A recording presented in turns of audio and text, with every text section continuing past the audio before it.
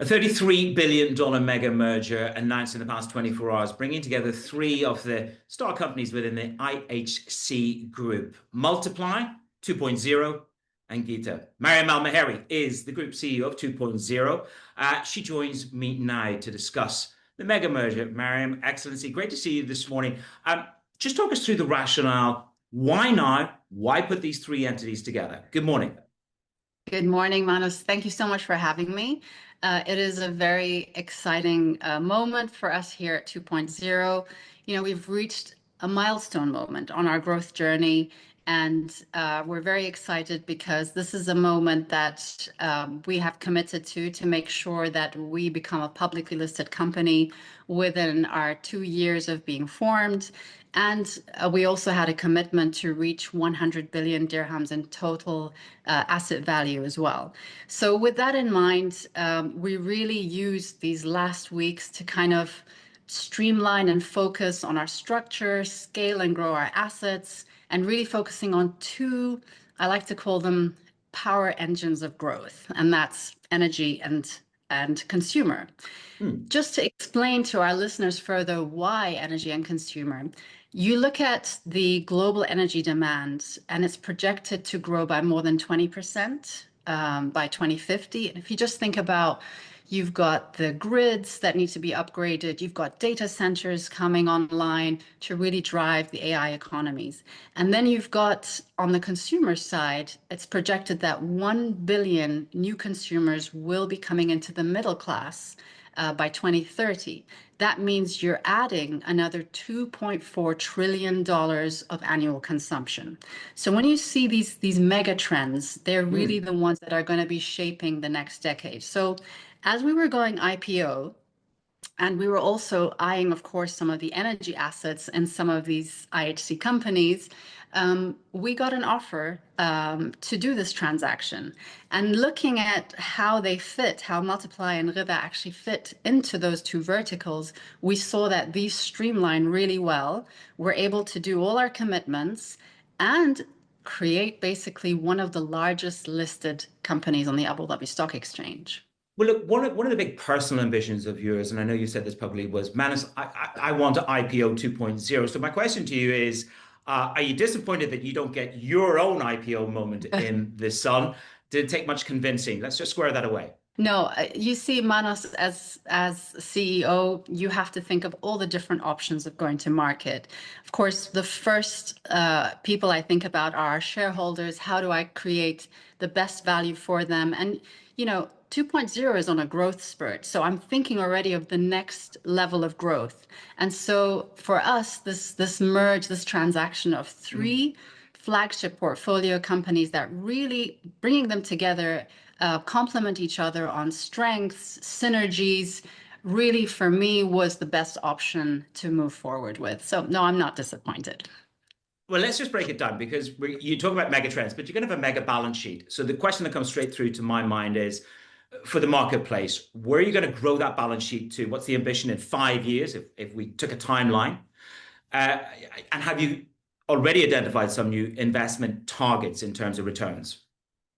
So we're very blessed, and being headquartered in Abu Dhabi and investing globally, we get deal flows on a daily basis. And so choosing these acquisitions and strategic investments very carefully, but also, again, being under the IHC umbrella, the mindset of growing exponentially is in our DNA. And so, yes, we've got ambitious targets. I cannot disclose right now any figures because we're still at that final stage of getting final approvals from the regulators, from shareholders. Once that's all set, and that's happening in the next 2-3 weeks, the picture will be much clearer of where we want to take this. Listen, I see you all over the world, from Davos at the start of the year, kicking back in chalets through to Unga. You're a very global CEO right now. The question then, to my mind, is, what are the sectors and what are the geographies that you're going to focus on, or you think that this new entity will focus on the most, building on the consumer and the energy pillars? So right now, for us, when you're looking at the energy and infrastructure, very much interest in Africa and Asia, and also southern parts of Europe. When we're looking at consumers, it's pretty much global because this merged entity, the new 2.0, actually is already in 85 countries. So we've already looked at the geographical spreads that we have already existing, which is fantastic. And again, what happens is you start looking and building on the synergies of what already exists. So pretty much a next generation investment platform that's really going globally in all geographies. The market's going to ask you time and again about synergies. You say, Manus, it's a bit early on the numbers. So let's just approach it slightly differently. There are cost synergies and operational synergies. Mariam, if I said to you, what do you think the bigger synergy will be? Where would you come down on the side of costs or operational? I would come down on costs, and my biggest tool that I have right now are the AI agents. So we are now really exponentially growing the AI agents as basically the operating system of 2.0. And with that comes efficiencies, with that comes operating performance. So I see already a huge growth in the AI agents, which are really 10xing, 100xing sometimes some of our employees, but also when we're looking at investment opportunities, how much faster these things go. And this was another aspect. For example, Multiply has their AI playbook. When they look at investments, they've already got a system in place. With the AI agents set up already to look at investment opportunities, so decisions can be made so much more quickly. You're going to get a visitation from the Norwegian Sovereign Wealth Fund CEO Nicolai Tangen if you're delivering 100 times uplift on operational efficiency. You are the CEO of 2.0. Very natural question is, have you squarely put your hat in the ring with Sheikh Tahnoon to lead the new group?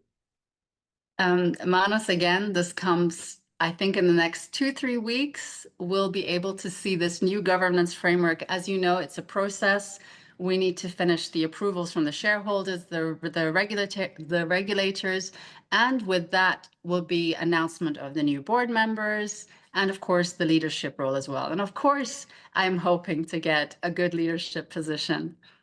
Well, I've known you since you were the food security minister, and all I can say, the trajectory has been upward. So I look forward to Thank you. hearing the new title. Um, in terms of the conversations, Mariam, G42, GITEX this week, your deal today. There is this momentum in technology and AI for the UAE, but yet the rest of the world seems to be talking about bubbles and risks and valuations. To what extent are you concerned about valuations, and are you concerned that you may be entering into an overvalued narrative in the AI space?